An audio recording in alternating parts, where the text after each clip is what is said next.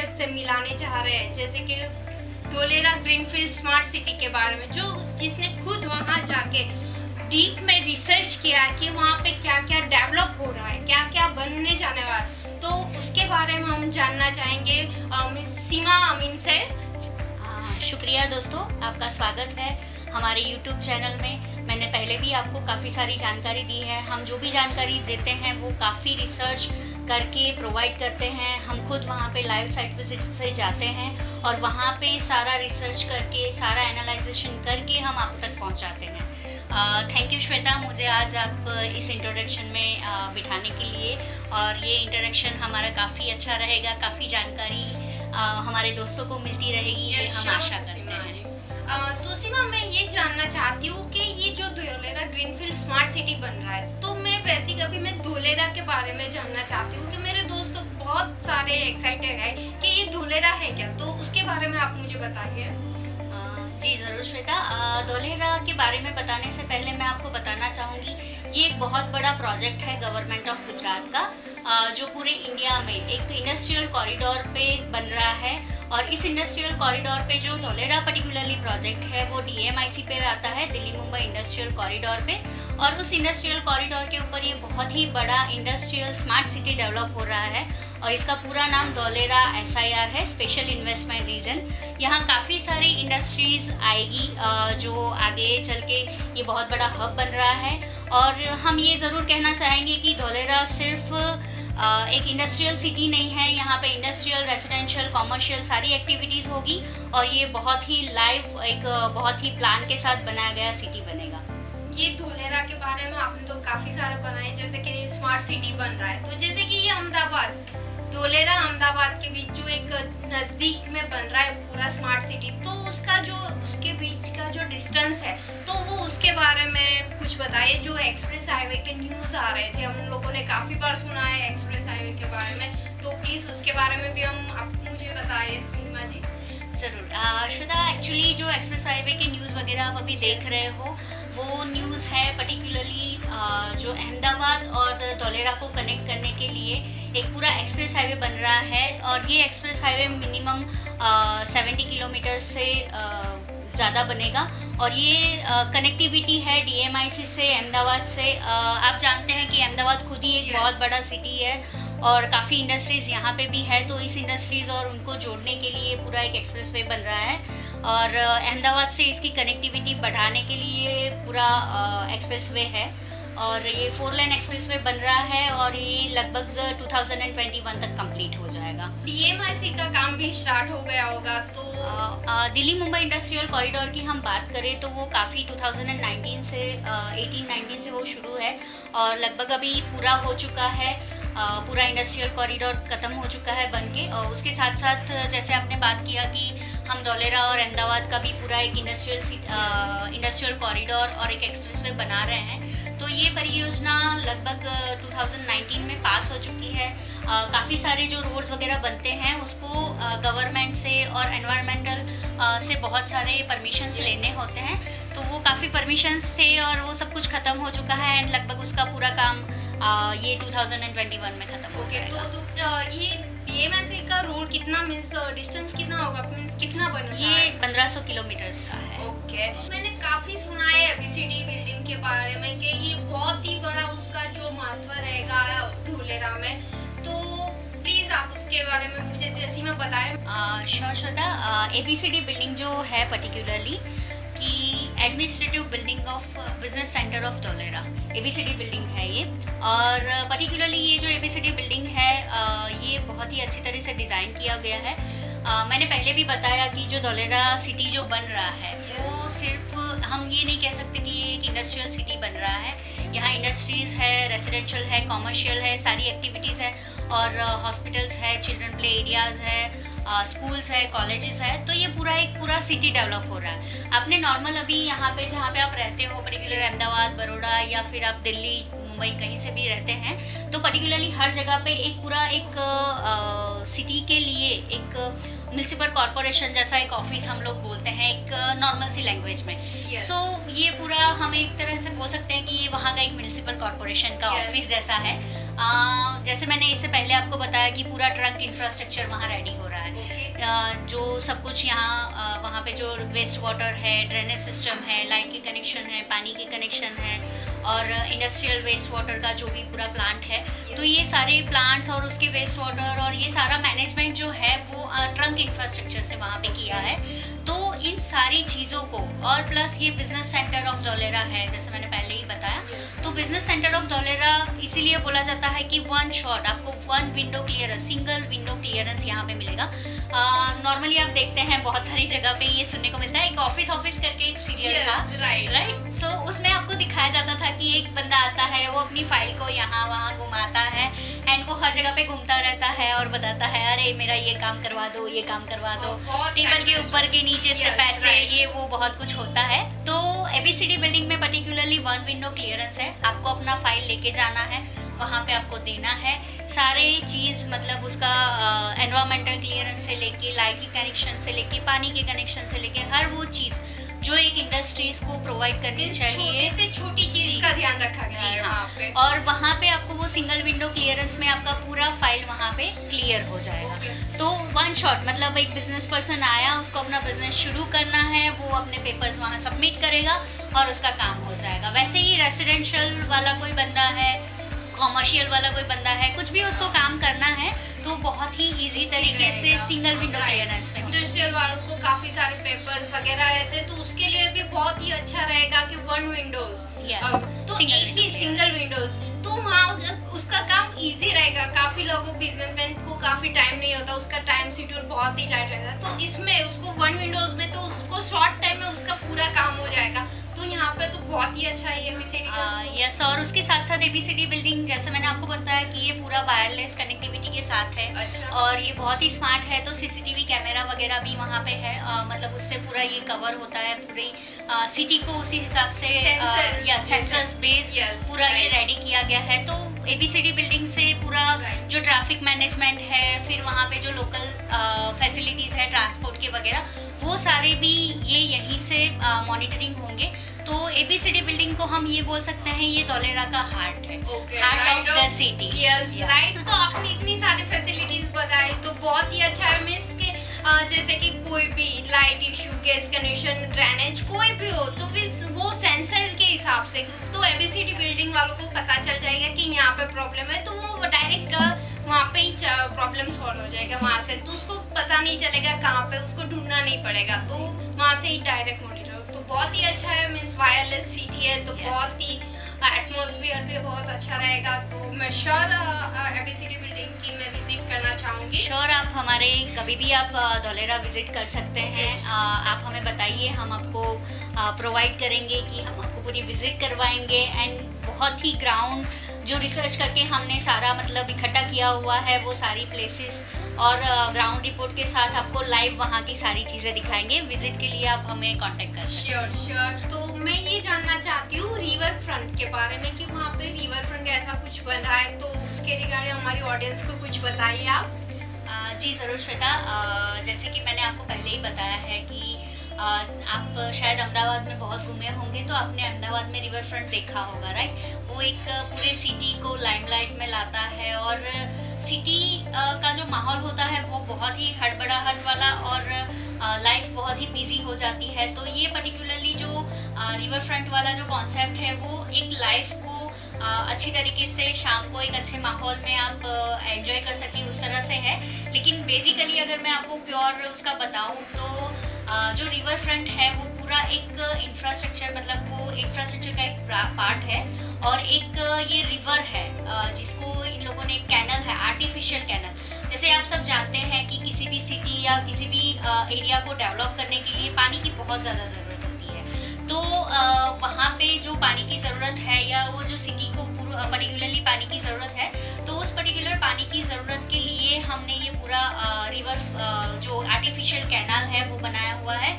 और उस artificial canal में हमने रेन वाटर हार्वेस्टिंग सिस्टम से लेके जो इंडस्ट्रियल वेस्ट है उसको सेग्रीगेट करके, उसको क्लीन करके, उसे कैसे रीयूज़ किया जाए और कैसे उस कैनाल के थ्रू हर जगह पे, मतलब पूरी सिटी में पानी को पहुंचाया जाए, उस तरह की ये व्यवस्था की हुई है। और पर्टिकुलरली उसी को वो पूरा जो एक कैनाल है जो कैनल पूरा डिज़ाइन किया गया है, उसके साथ साथ हमने वहाँ वेस्ट वाटर मैनेजमेंट और सीवेज वाटर मैनेजमेंट और ये सारा डेवलपमेंट किया हुआ है। और ये बहुत ही सुंदर तरीके से डिज़ाइन किया है। हिंदुस्तान कंस्ट्रक्शन कंपनी इसमें पर्टिकुलरली काम कर रही है और ये बहुत ही अच्छी तरीके से पूरा डिज़ाइन किया है। रिवर फ्रंट विथ लाइट्स और जो डेकोरेशंस है उस तरह से पूरा इस कैनल को डिज़ाइन किया गया है। बहुत ही अच्छा है। तो सीमा जी, मैं आपको एक और क्वेश्चन करना चाहूँगी कि जैसे कि वहाँ पे सब रेसिडेंशियल के रहने आ जाएंगे और इंडस्ट्रियल स्टार्ट हो जाएगी, तो वहाँ पे वाटर प्लांट जैसे कि water supply, drinking water, wastage water, तो उसका मैनेजमेंट कैसे होगा? तो प्लीज़ हमारी ऑडियंस को बताइए आप कि वो कैसे होगा मैनेज। जी श्वेता, मैंने पहले बताया है कि ये बहुत ही अच्छा एक पूरा प्लान सिटी है और ये बहुत ही अच्छी तरीके से डिज़ाइन और डेवलप किया जा रहा है। सो यहाँ पे एक WTP प्लांट और STP प्लांट दोनों अभी शुरू हो चुके हैं। काफ़ी हद तक उसका कंस्ट्रक्शन ख़त्म हो चुका है। ये प्लांट पर्टिकुलरली जो भी रेसिडेंशियल लोग हैं या फिर जो इंडस्ट्रियल है, उनको पानी की ज़रूरत पड़ती है। जैसे मैंने बताया, रेन वाटर हार्वेस्टिंग सिस्टम से या फिर नर्मदा कैनल के सिस्टम से आपको जो भी पानी वहाँ पे प्रोवाइड होता है धौलेरा का, वो पर्टिकुलरली ये WTP प्लांट से सेग्रीगेट किया जाएगा, उसको ट्रीटमेंट किया जाएगा और वो डेवलप करके फिर वहाँ रेसिडेंशियल और इंडस्ट्रियल में प्रोवाइड किया जाएगा। उसके बाद और एक प्लांट है STP प्लांट, तो ये पर्टिकुलरली वेस्ट मैनेजमेंट के लिए है। काफ़ी सारी इंडस्ट्रीज़, काफ़ी सारे इंडस्ट्रियल सिटीज़ में आप देखते हैं बहुत सारा वेस्ट वाटर निकलता है, केमिकल वाला होता है और फिर उनको हम लोग नदियों में या दरिया में वगैरह डिस्पोजेबल करते हैं एंड फिर वो प्रॉब्लम क्रिएट करता है। सो ये जो ड्रीम सिटी है नरेंद्र मोदी जी का और जो उन्होंने डिज़ाइन किया है, जो उसके बारे में सोचा है, जो सोच के उसको पूरा बनाया है, तो वो उस हिसाब से बनाया है कि जो पर्टिकुलरली WTP प्लांट है या STP प्लांट है, तो सारा वेस्ट वाटर, जितना भी वेस्ट वाटर है, जितना इंडस्ट्रीज से आएगा या रेसिडेंशियल से आएगा, तो STP प्लांट में जाके उसको पूरा ट्रीटमेंट किया जाएगा, उसको रीयूज़ के लिए रेडी किया जाएगा और फिर वो रेसिडेंशियल और इंडस्ट्रियल एरिया में सप्लाई होगा बाय ट्रंक इंफ्रास्ट्रक्चर। ओके सीमा जी, मैं आपको एक और चीज़ के बारे में जानना चाहूँगी। जैसे कि हम लोगों ने पानी के बारे में जान लिया कि पानी हम लोगों को कैसे मिलेगा। लाइफ की दूसरी एक चीज़ इम्पोर्टेंट है, वो है इलेक्ट्रिसिटी। कि जैसे कि यहाँ पे सब रहने आएंगे तो वो उसको कैसे प्रोवाइड होगी, वो भी लाइफ में बहुत इम्पोर्टेंट है हमारी। तो उसके रिगार्डिंग हमारे ऑडियंस को प्लीज़ आप उसके रिगार्डिंग बताइए। जी हाँ, आपका ये भी क्वेश्चन बहुत ज़रूरी है और आम लोगों को जानना भी बहुत ज़रूरी है कि जैसे मैंने आपको बताया कि पानी की व्यवस्था के लिए वाटर ट्रीटमेंट प्लांट और वगैरह है और आपके तक पानी प्रोवाइड होगा और उसी तरह से इलेक्ट्रिसिटी भी बहुत ज़रूरी है। आज के दिनों में जिस तरह से हम बिना लाइट, बिना मोबाइल, बिना उसके नहीं रह सकते हैं। और दूसरी चीज़ है कि वहाँ पे जो व्हीकल्स है, जो व्हीकल्स आएंगे वो भी इलेक्ट्रिक कार्स आएंगी जो चार्जेबल रहेगी। सो वहाँ पे काफ़ी अच्छा डिज़ाइन किया गया है पर्टिकुलरली धौलेरा में इलेक्ट्रिसिटी के लिए। इलेक्ट्रिसिटी के लिए वहाँ पे सबसे बड़ा जो प्लांट है, ऐसा बोला जाता है कि पूरे बिहार को जितनी बिजली की ज़रूरत है वो सारी बिजली उन्होंने सिर्फ एक लोकेशन, पूरा टाटा का पावर प्लांट, एक सोलार पावर प्लांट डाला हुआ है, जो एक बिहार को जितना बिजली ज़रूरी है उतना बिजली उन्होंने सिर्फ ये एक सिटी के लिए अभी प्लान करके रखा हुआ है। और उसके साथ साथ जो हमारा जो गवर्नमेंट ऑफ गुजरात से जो जीबी से जो प्रोवाइड होती है वो है, और उसी को वहाँ पे टोरेंट पावर जो पर्टिकुलरली अहमदाबाद में भी वही सप्लाई करता है। तो वहाँ पे लगभग 12 टोरेंट पावर के प्लांट्स है जो ये बिजली को वहाँ पे कंज्यूम करके, मतलब वहाँ पे लाया जाएगा और वहाँ से फिर रेसिडेंशियल और इंडस्ट्रियल में डिस्ट्रीब्यूट होंगे। और इस तरह से उसका पूरा प्लान है। और जो 22 स्क्वायर किलोमीटर जो अभी सिर्फ एक्टिवाइजेशन एरिया है 22.5 किलोमीटर, उसी में 12 से ज़्यादा टोरेंट पावर के डिस्ट्रीब्यूशन सेंटर ऑलमोस्ट कंप्लीटेशन के मोड में है। जैसे कितना स्मार्ट सिटी बन रहा है तो वहाँ पे इंटरनेशनल एयरपोर्ट भी बन रहा है, उस कार्गो कम पैसेंजर। जी ज़रूर श्वेता, आपने शायद सुना है कि इंटरनेशनल एयरपोर्ट आ रहा है, राइट? काफ़ी सारे लोगों को यही पता है कि वहाँ पे जस्ट एक इंटरनेशनल एयरपोर्ट आ रहा है, लेकिन ये बहुत बड़ा इंडस्ट्रियल कार्गो कम पैसेंजर एयरपोर्ट है। ये आप जानते हैं कि किसी भी इंडस्ट्रीज़ को सबसे ज़्यादा इंपोर्ट एक्सपोर्ट की ज़रूरत होती है, तभी एक इंडस्ट्री अच्छा सा ग्रो करती है। तो यहाँ पे जो एयरपोर्ट है वो पर्टिकुलर 1700 हेक्टेयर में रेडी हो रहा है और लगभग उसकी जो प्लिंथ लेवलिंग का काम है वो भी ख़त्म हो चुका है। एंड 2023 तक इस एयरपोर्ट से पैसेंजर का आना जाना शुरू हो जाएगा। ये बहुत ही ह्यूज स्केल पे इसका पूरा डिज़ाइनिंग है और इसका श्रेय हम देते हैं इंडियन गवर्नमेंट, मतलब जो अपना एयरपोर्ट अथॉरिटी है उसको, और अपनी जो गुजरात गवर्नमेंट है उसको।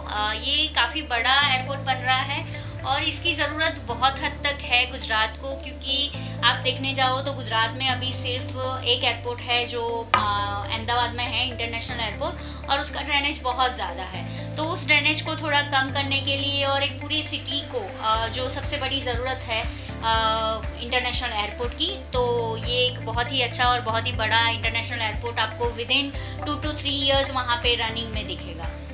सीमा जी, यहाँ पे हम लोग ने काफ़ी न्यूज़ सुने कि यहाँ पे अरबों का इन्वेस्टमेंट हो रहा है, तो यहाँ पे इतना इन्वेस्टमेंट कौन कर रहा है, तो इनसे जनता को क्या फ़ायदा होगा? तो हमारी ऑडियंस को आप उसके रिगार्डिंग कुछ बताइए कि इतने इन्वेस्टमेंट से, इतने करोड़ों की इन्वेस्टमेंट से जनता को क्या फ़ायदा होगा? ज़रूर श्वेता, ये जो इन्वेस्टमेंट्स आ रहे हैं, आप काफ़ी बार सुनते हैं कि गुजरात में वाइब्रेंट गुजरात हुआ। मोदी जी बहुत ही बिजनेस माइंडेड पर्सन है, वो राजनीति के साथ साथ बिजनेस में और इंडिया के ग्रोथ में भी काफ़ी कुछ सोचते हैं। तो उसी के थ्रू उन्होंने ये वाइब्रेंट गुजरात ऑर्गेनाइज करते हैं वो एवरी 2 years के बाद, और वाइब्रेंट गुजरात से वो काफ़ी सारे इन्वेस्टमेंट गुजरात में धोलेरा में लाते हैं। और जैसे अभी आप सब जानते हैं कि बहुत सारा ये कोरोना के बाद बहुत सारी कंपनीज है जो चाइना में से अपना इन्वेस्टमेंट वहाँ से विड्रॉ करके इंडिया में लाना चाहती है, और इंडिया में अगर उनको आना है तो पर्टिकुलरली उन्हें जो पूरा इंफ्रास्ट्रक्चर रेडी चाहिए होता है वो हमारे यहाँ पे मिलेगा। और धोलेरा में पर्टिकुलरली सारा इंफ्रास्ट्रक्चर गवर्नमेंट ने उस हिसाब से रेडी किया हुआ है, प्लग एंड प्ले सिस्टम से वो यहाँ पे आते हैं एंड देन उनको 1 विंडो क्लियरेंस मिल जाता है, सिंगल विंडो क्लियरेंस, और वहाँ पे उनको इन्वेस्टमेंट और अपनी कंपनीज़ के लिए काफ़ी सहूलियत, जो भी हम बोलते हैं बेसिक एमिनिटीज़ और बेसिक जो ज़रूरतें हैं एक कंपनी को यहाँ लाने के लिए, वो गवर्नमेंट प्रोवाइड कर रही है। जैसे इंडिया की कंपनीज़ के बारे में और जब वो अब तक MOUs और काफ़ी सारी कंपनीज़ जो यहाँ पे आ रही है उसके बारे में अगर मैं बताऊँ तो रिलायंस है जो यहाँ पे आ रही है, महिंद्रा लाइफ साइंस जो है वो यहाँ पे आ रही है और अपने सारे मतलब इंडस्ट्रीज़ यहाँ पे ला रही है। इसके साथ साथ अभी लेटेस्ट न्यूज़ में शायद आपने देखा हो तो टाटा अपनी लिथियम बैटरीज, जो आपने अभी सुना होगा कि नए कार्स आ रहे हैं जो लिथियम बैटरीज से पॉल्यूशन फ्री कार्स, और उसको ड्राइव करने के लिए जो लिथियम बैटरीज का यूज़ होता है वो बैटरीज का सबसे बड़ा प्लांट वो अभी धोलेरा में ला रही है। इसके साथ साथ जो हम अगर इंडियन आर्मी और इंडियन गवर्नमेंट से भी बात करें तो इंडियन आर्मी के जो फायरिंग रेंज के लिए इंडियन आर्मी ने गुजरात गवर्नमेंट के साथ बात करके वो पर्टिकुलरली पूरे एक रेंज, फायरिंग रेंज का भी उन्होंने प्रावधान यहाँ पे रखा है, और उसके लिए भी इंडियन आर्मी और एयरफोर्स से काफ़ी सारी गुजरात गवर्नमेंट की बात चल रही है और वो फाइनलाइजेशन के मोड पे है। और हमने यहाँ तक सुना है कि जो इंडियन आर्म फोर्स में जो आर्मी यूज़ करती है आर्म्स, वो आर्म्स का भी काफ़ी सारा मैन्युफैक्चरिंग यहाँ धोलेरा में होगा। सो धोलेरा में काफ़ी बहुत सारी बाहर की कंपनीज तो आ ही रही है, जो इंटरनेशनल कंपनीज है वो आ रही है, और उसके साथ साथ बहुत सारे इंडियंस के जो बड़े बड़े कंपनी अपनी इंडिया की है वो भी आ रही है।